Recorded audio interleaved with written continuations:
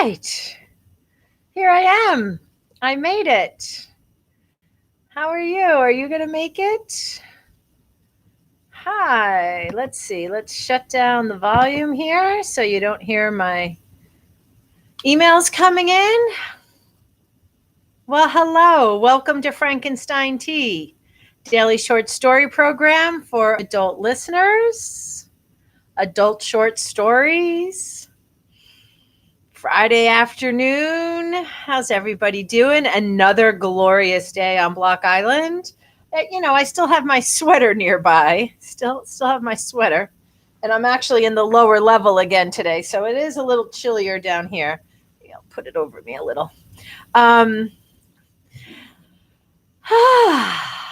Well, Block Island is ramping up. The last weekend before Memorial Day weekend. We are ramping up. We are getting ready.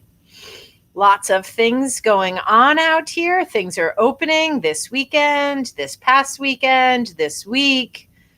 Definitely by Memorial Day. This year, I don't know what we did last year. Maybe we opened by July 4th. You know what? I can't even remember that. We must have. We must not have been opening now. We must have been pushing it off until July 4th last year.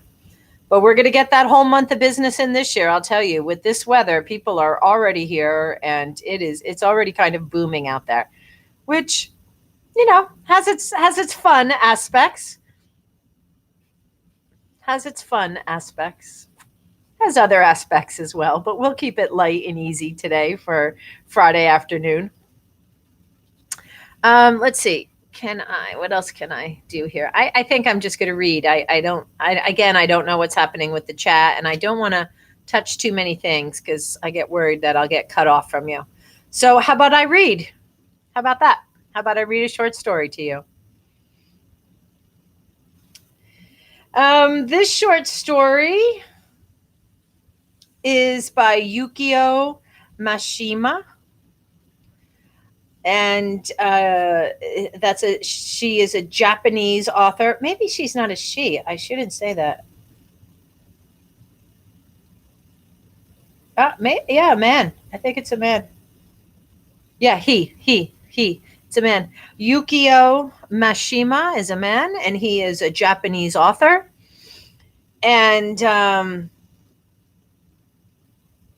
he did something crazy here. I'm going to read this to you because I find this interesting. In 1970, Mashima and 4 of his followers invaded the headquarters of Japan's Eastern Ground Self-Defense Forces. After capturing the troops on the military base, he stood on a roof and exhorted them to return Japan to the earlier purity of its samurai traditions. The troops jeered him. Recognizing his failure to convince them, Mashima withdrew into a room nearby, knelt on the floor, and stabbed himself in the stomach as a young disciple beheaded him in the ritual of seppuku, reserved for samurai warriors. Whoa, huh? Heavy. This guy was heavy. Phew, okay. He lived from 1925 to 1970, as we just read. In 1970, he died from this samurai tradition. And it says that his story collections, he had several, and this story is an early story. There is made note of that. So this is Yukio Mashima, Swaddling Clothes.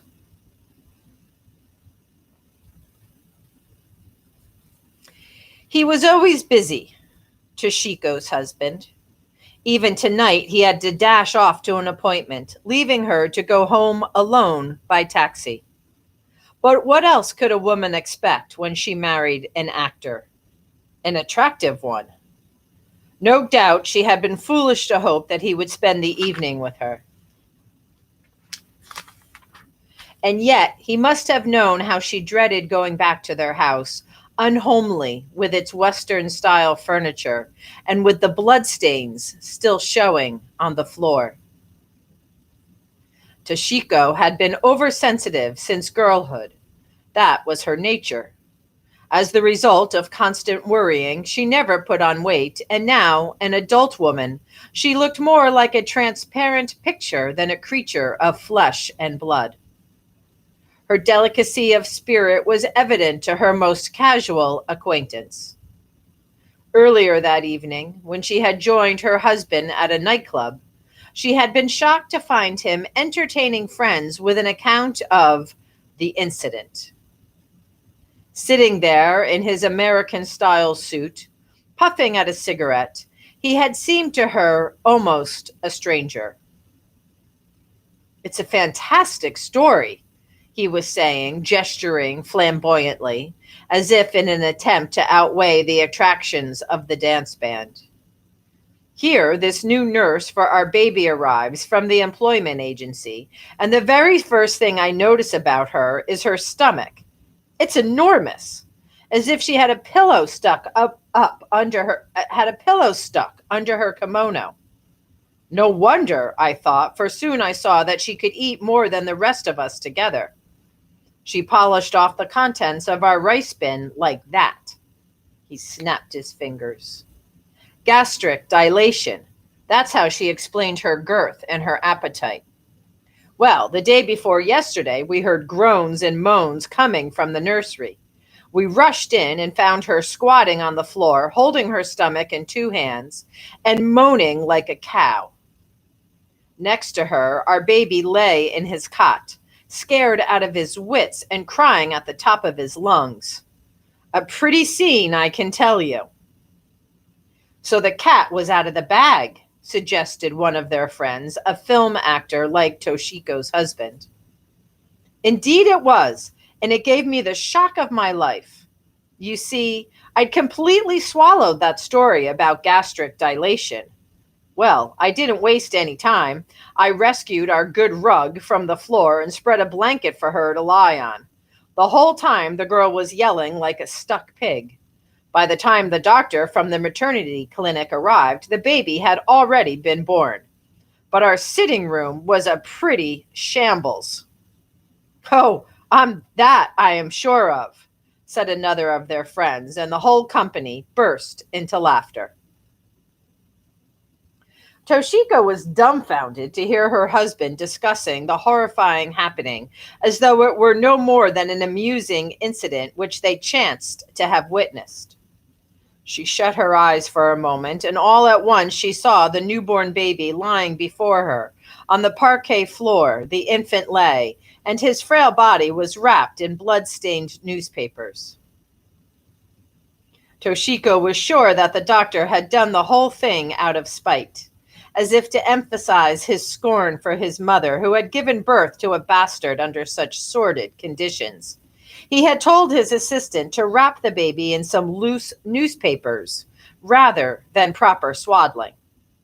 This callous treatment of the newborn child had offended Toshiko. Overcoming her disgust at the entire scene, she had fetched a brand new piece of flannel from her cupboard and, having swaddled the baby in it, had lain him carefully in an armchair. This all had taken place in the evening after her husband had left the house. Toshiko had told him nothing of it, fearing that he would think her oversought, over-sentimental. Yet the scene had engraved itself deeply in her mind. Tonight she sat silently thinking back on it, while the jazz orchestra brayed and her husband chatted cheerfully with his friends. She knew that she would never forget the sight of the baby wrapped in stained newspapers and lying on the floor. It was a scene fit for a butcher shop.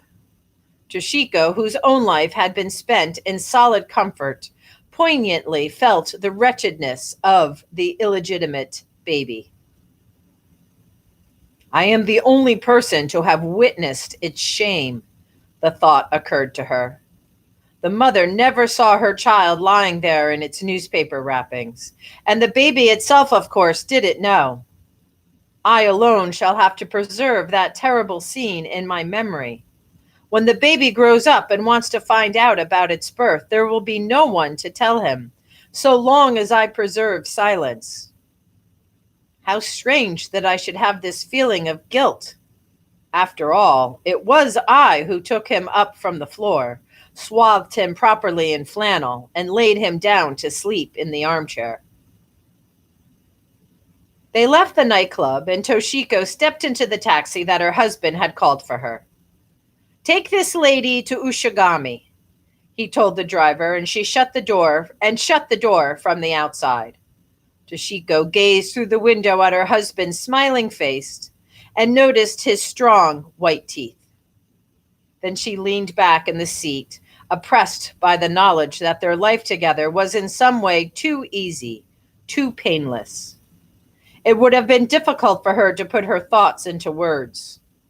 Through the rear window of the taxi, she took a last look at her husband. He was striding along the street toward his Nash car, and soon the back of his rather garish tweed coat had blended with the figures of the passerbys. The taxi drove off, passed down a street dotted with bars, and then by a theater, in front of which throngs of people jostled each other on the pavement. Although the performance had only just ended, the lights had already been turned out, and in the half-dark outside, it was depressingly obvious that the cherry blossoms decorating the front of the theater were merely scraps of white paper. Even if that baby should grow up in ignorance of the secret of its birth, he can never become a respectable citizen, reflected Toshiko, pursuing the same train of thoughts. Those soiled newspaper swaddling clothes will be the symbol of his entire life. But why should I keep worrying about him so much? Is it because I feel uneasy about the future of my own child? Say, 20 years from now, when our boy will have grown up into a fine, carefully educated young man, one day by a quirk of fate, he meets that other boy who then will also have turned 20. And say that the other boy, who has been sinned against, savagely stabs him with a knife. It was a warm, overcast April night, but thoughts of the future made Toshiko feel cold and miserable. She shivered on the back seat of the car. No, when the time comes, I shall take my son's place, she told herself suddenly. 20 years from now, I shall be 43. I shall go to that young man and tell him straight out about everything, about his newspaper swaddling clothes, and about how I went and wrapped him in flannel. The taxi ran along the dark, wide road that was bordered by the park and by the Imperial Palace moat. In the distance, Toshiko noticed the pinpricks of light which came from the blocks of tall office buildings. 20 years from now, that wretched child will be in utter misery. He will be living a desolate, hopeless, poverty-stricken existence, a lonely rat. What else could happen to a baby who has had such a birth? He'll be wandering through the streets by himself, cursing his father, loathing his mother. No doubt, Toshiko derived a certain satisfaction from her somber thoughts. She tortured herself with them without cease. The taxi approached Hanzomon and drove past the compound of the British Embassy. At that point, the famous rows of cherry trees were spread out before Toshiko in all their purity. On the spur of the moment, she decided to go and view the blossoms by herself in the dark night. It was a strange decision for a timid and unadventurous young woman. But then she was in a strange state of mind, and she dreaded the return home. That evening, all sorts of unsettling fancies had burst open in her mind. She crossed the wide street, a slim, solitary figure in the darkness. As a rule, when she walked in the traffic, Toshiko used to cling fearfully to her companion. But tonight she darted alone between the cars and a moment later had reached the long, narrow park that borders the palace moat. Chidira Gufuchi, it is called, the abyss of the thousand birds. Tonight, the whole park had become a grove of blossoming cherry trees. Under the calm, cloudy sky, the blossoms formed a mass of solid whiteness. The paper lanterns that hung from wires between the trees had been put out. In their place, electric light bulbs, red, yellow, and green, shone dully beneath the blossoms. It was well past 10 o'clock, and most of the flower viewers had gone home. As the occasional passers-by strolled through the park, they would automatically kick aside the empty bottles or crush the waste paper beneath their feet. Newspapers, thought Toshiko, her mind going back once again to those happenings. Blood-stained newspapers. If a man were ever to hear of that piteous birth and know that it was he who had lain there, it would ruin his entire life. To think that I, a perfect stranger, should from now on have to keep such a secret, the secret of a man's whole existence. Lost in these thoughts, Toshiko walked on through the park. Most of the people still remaining were there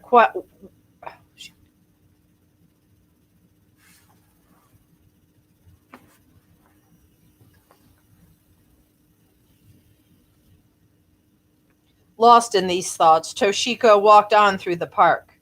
Most of the people still remaining there were quiet couples. No one paid her any attention.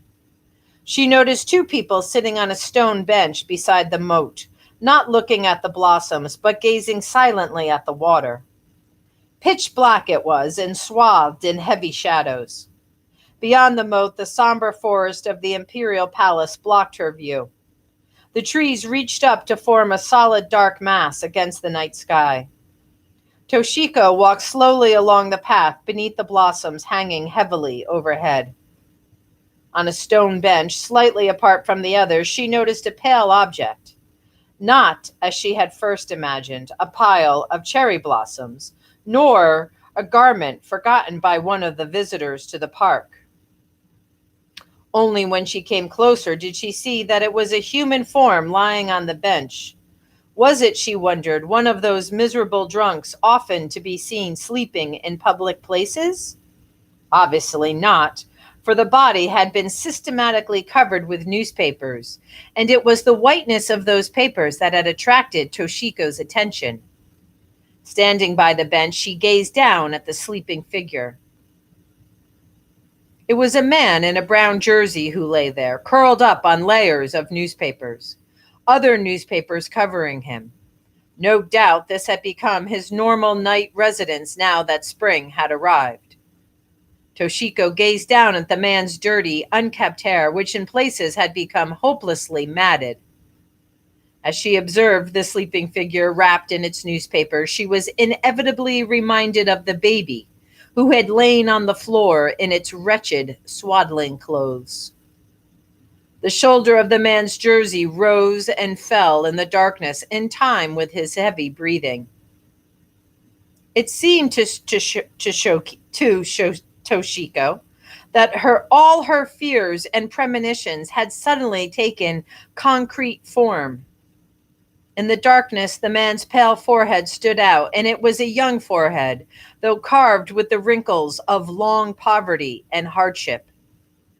His khaki trousers had been slightly pulled up on his sockless feet. He wore a pair of battered gym shoes. She could not see his face and suddenly had an overmastering desire to get one glimpse of it. She walked to the head of the bench and looked down. The man's head was half buried in his arms, but Toshiko could see that he was surprisingly young. She noticed the thick eyebrows and the fine bridge of his nose. His slightly open mouth was alive with youth. But Toshiko had approached too close. In the silent night, the newspaper's bedding rustled, and abruptly the man opened his eyes. Seeing the young woman standing directly beside him, he raised himself with a jerk, and his eyes lit up. A second later, a powerful hand reached out and seized Toshiko by her slender wrist. She did not feel in the least afraid and made no effort to free herself. In a flash, the thought had struck her. Ah, so the 20 years have already gone by. The forest of the imperial palace was pitch dark and utterly silent.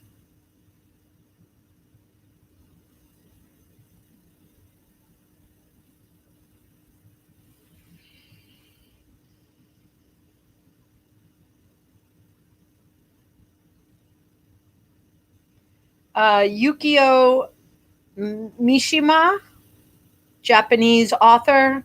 That short story of his is Swaddling Clothes, originally published in 1966. I'm going to do that last paragraph one more time.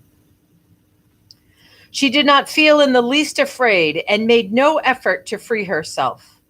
In a flash, the thought had struck her.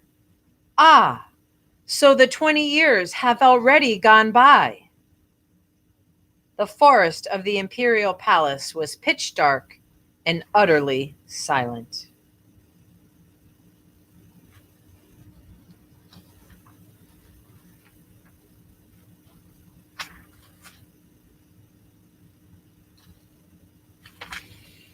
Good stuff. May is Asian American Month, celebration of Asian American people. But that author, I don't believe, ever lived in America. That is a Japanese author. So not quite not quite appropriate for the celebration, but not totally inappropriate either. All right, everybody. Gosh, I found another good one coming right up. And then there's actually another really good one, but that one might be too long. We may not get to that one. Anyway, more tomorrow. Oh, tomorrow. Tomorrow I'm having a big yard sale. If you're on Block Island, come to my yard sale. I'm having a big yard sale with my friends and with my friend's daughter. She's having a little bake sale and a little origami shop at my yard tomorrow. So come by. It's going to be a fun time. And maybe I'll read, maybe I won't. I'm not sure. Maybe I'll record something right now and post it tomorrow. Maybe that's what I'll do. Say right here. All right. Enough for today. I'll see you as soon as I can. Be well. Stay safe. Wear your mask. Wear your mask at least when you go inside. I don't think it's a done deal with the masks. I hope COVID is a done deal, but I'm not positive. All right. Peace out. Enjoy the sunshine. Enjoy your Friday. Stay safe.